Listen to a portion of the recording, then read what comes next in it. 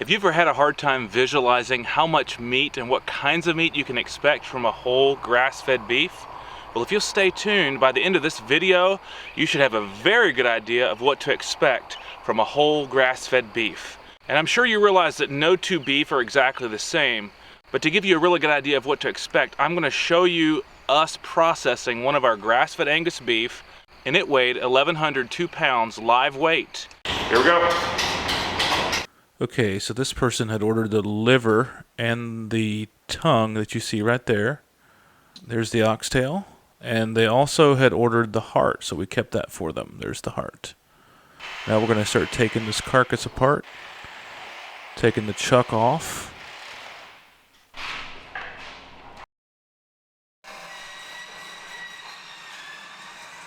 So that's the chuck, and then this is the section with the brisket. Taking the neck off for deboning. Here's the brisket right there that will have to be taken off of the rib section. Now what is that part there, Jonathan? Ribeye right here, and your short ribs come out of here. All right.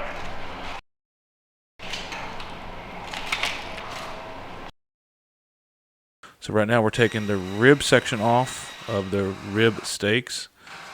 Now we're cutting these down to short rib sections. And in this particular case, the customer did not want short ribs, so these will be ground into burger after they've been showed for a demonstration. So since we only needed to see those, we're going to put them into burger. Now we're trimming the bone edge off of the rib steaks so that it doesn't puncture the packaging.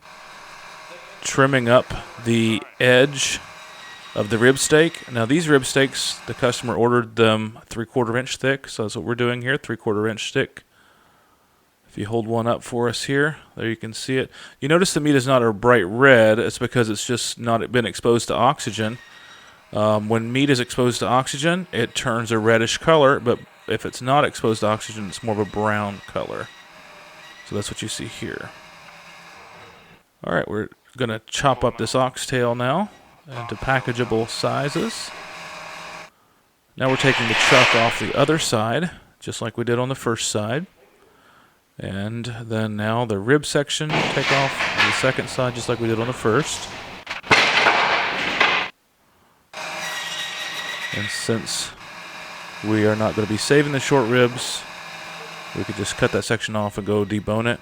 And then we're preparing to slice the rib section of steaks again here. Now rib steaks is the same thing as a rib eye, except it has the bone still left on it. So if we took the bone out, these will be called rib eyes. All right, now we're taking the flank and skirt steak section off. Here's where the flank steak comes from, and there's where the skirt steak comes from. They'll show us taking that apart here after a bit. Now we're taking the sirloin and the short loin section off of this half of the beef. Okay, what do we got there, Jonathan? Sirloin steak and T-bone. Okay, so where does the sirloin start and stop? There's a little bone right here. Yeah? And so that's where the sirloin is from there on back. The sirloin is from the bone. It's approximately right here. Okay, so right in there. The sirloin is this way. T-bone is this way. Okay, thank you. So now over here, Sheldon is separating the brisket from the beef ribs, the lower part of the beef ribs, and this is the brisket that has already been separated. Sirloin here. Sirloin and the fillet inside here. All right. So there's a T-bone coming up.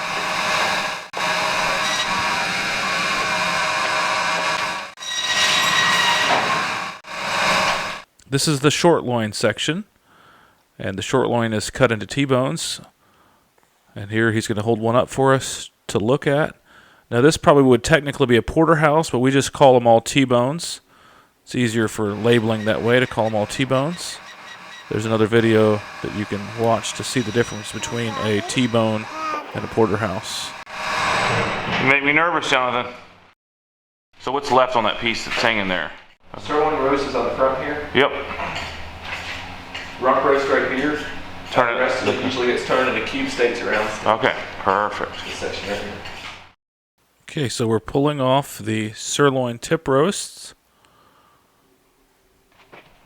And now Chris is going to be trimming these sirloin tip roasts down to the beautiful piece of meat that they are. There it is, the sirloin tip roast all trimmed up. Now we're going to be taking out the flank steak here, peeling off the biodegradable packaging, and then removing the flank steak. Look at that. Look at that. Look at that, just peeling it right off there. Wow. There it is. There it is, the flank steak. Now we're going to be taking off the skirt steak, and it too has this biodegradable packaging. And now we're pulling out the skirt steak. Look at that come off of there. My. Beautiful. Yeah, there it is. All right, hold that thing up. There we go. You Look can at see that. it. All right, thank you. Now this is the round section of the hindquarters where we get our cube steaks and our rump roasts. So we're going to cut this thing in two and take this section that they will remove the rump roast from. And now we're cutting this into round steaks. These are round steaks, and they will be trimmed and cut down into cube steaks here momentarily.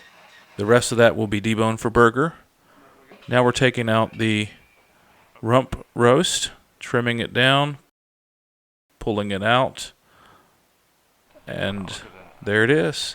It needs to be trimmed up, and then now we have our beautiful rump roast.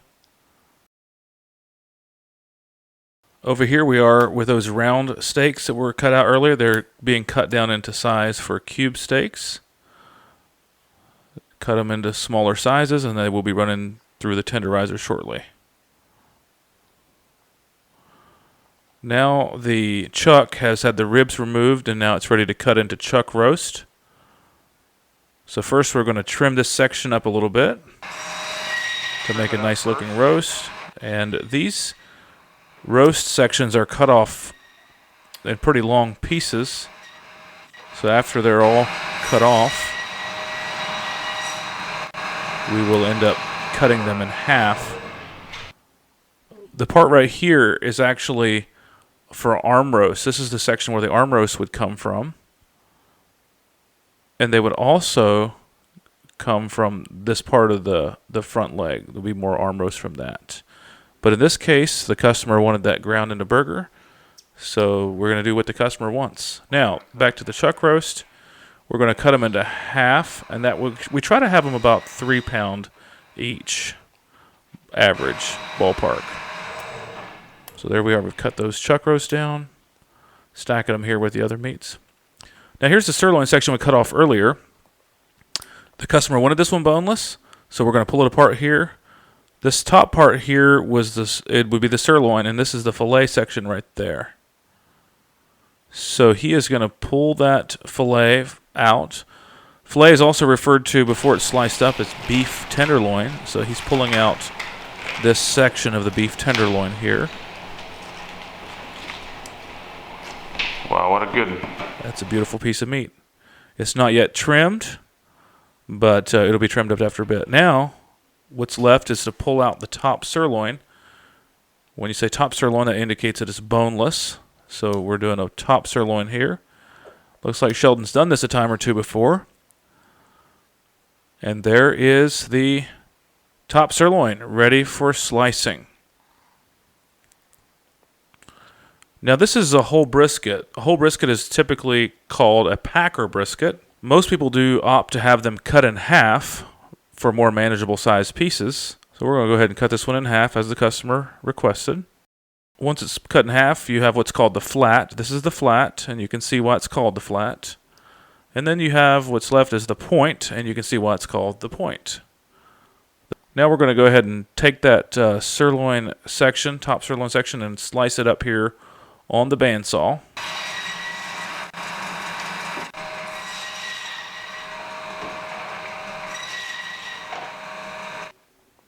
There's our beautiful top sirloin, boneless sirloin steak. Look at those beautiful steaks. Now we're going to trim this fillet down. It's currently beef tenderloin, and we're going to peel the fat off here, trim it down a little bit, and slice it into filet mignon. So Jonathan, if I want to get my whole beef done into filet mignon, can you do that for me? It'd be pretty hard. Pretty challenging. It'd be amazing if you could. If we could figure out how to do that, we'd be in business. All right, so here we are slicing down that beef tenderloin into 1-inch fillets. 7 of them. 7 of them, okay.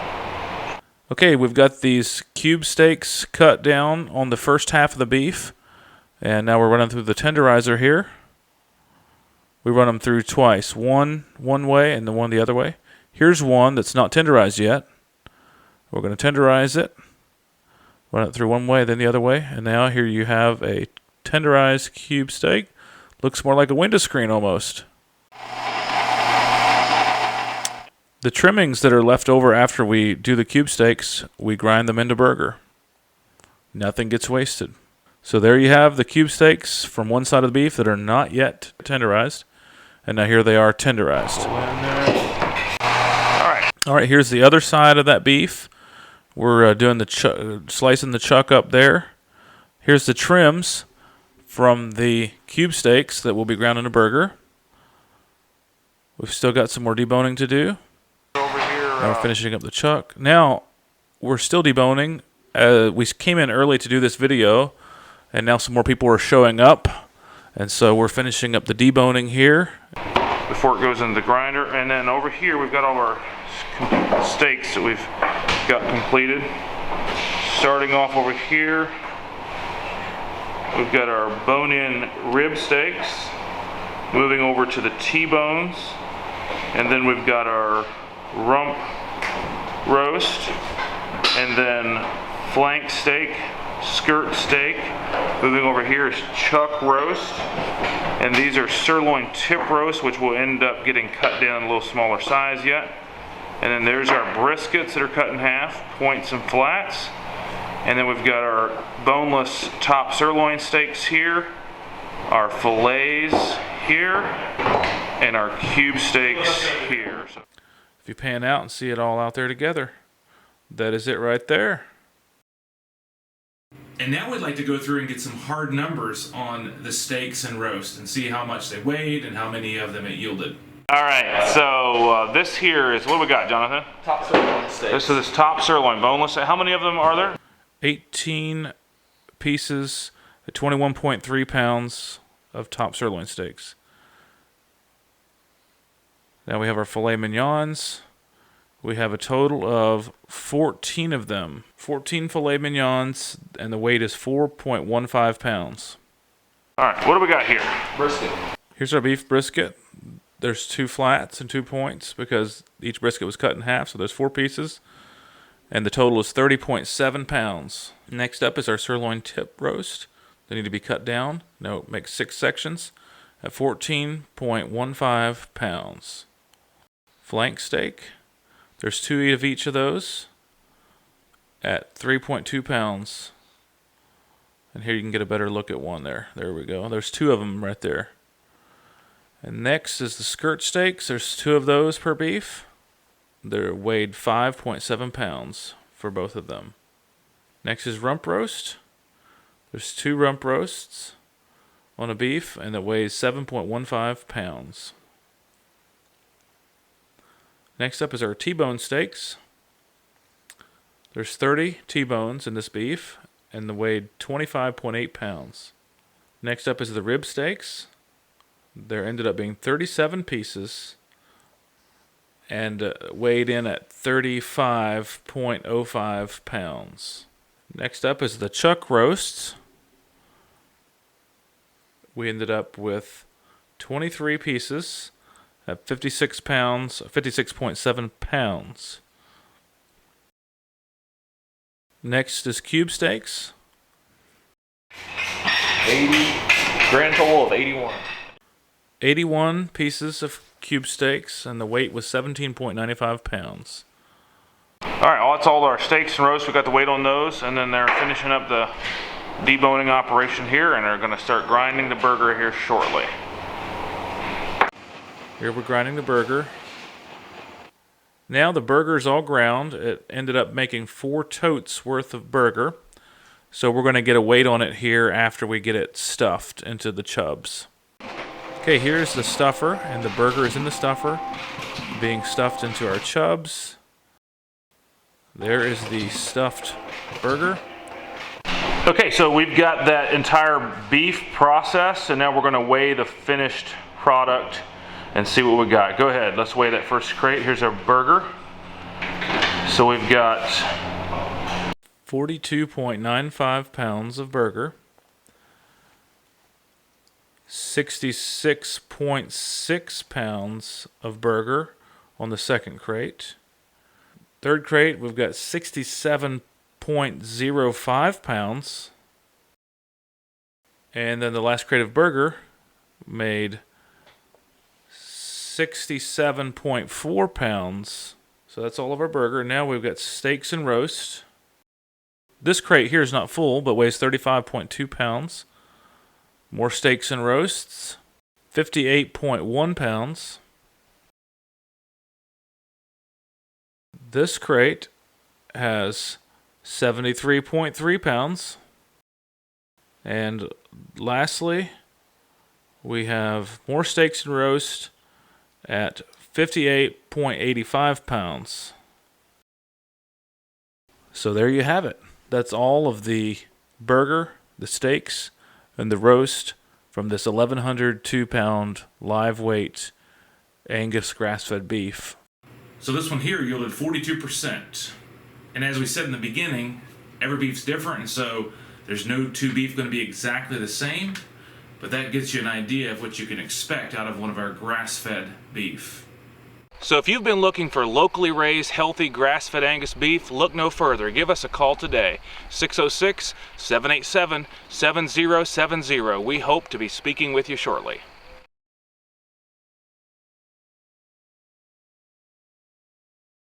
The funny thing is that when I was weighing out all that meat, I forgot to get the weight of the liver, the heart, the oxtail, and the extra bones that this customer had wanted. And so that's not included in the earlier part of the video. But we did weigh it, and it weighed 36.85 pounds. So if you're the type of person to be interested in that kind of thing, you'd be looking at about 36.85 more pounds of take-home meat.